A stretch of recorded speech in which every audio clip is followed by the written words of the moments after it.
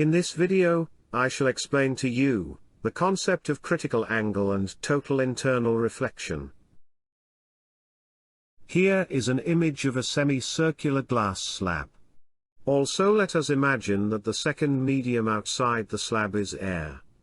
So in this case, the air will be the rarer medium and the slab will be the denser medium.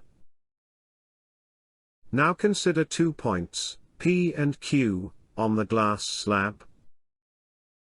Let us see what happens when a ray of light enters from air into the slab at either of the points P or Q. As you can see, the rays go undeviated. Ideally, we have learnt that refraction should take place whenever there is a change in the medium.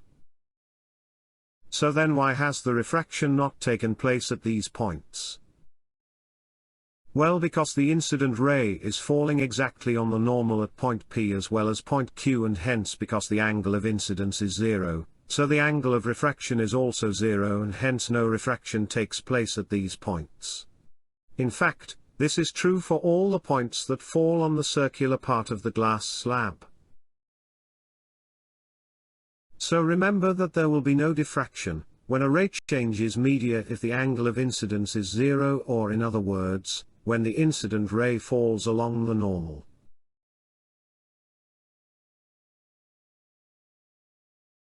Now imagine the ray enters at Q and continues traveling into the semicircular slab until it hits its flat surface. Suppose it hits the flat surface at point A. Now if the ray continues to travel beyond A, then it will refract, because the ray is again changing medium.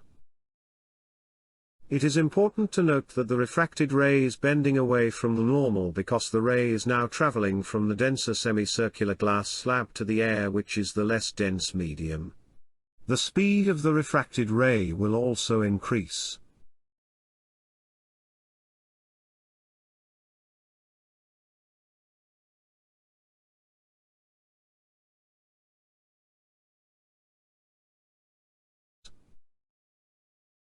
Now suppose we continue increasing the angle of incidence, so suppose the incident ray enters the slab at R, then we will notice that the angle of refraction also increases.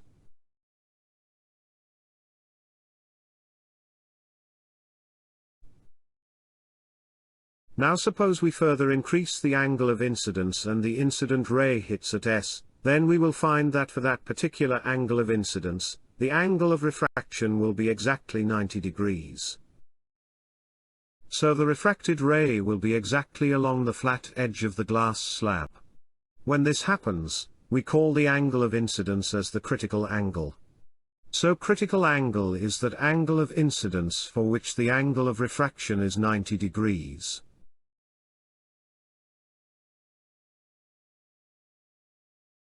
Also, when the angle of incidence becomes greater than the critical angle, we find that the refracted ray completely disappears and all you can then see is only the reflected ray.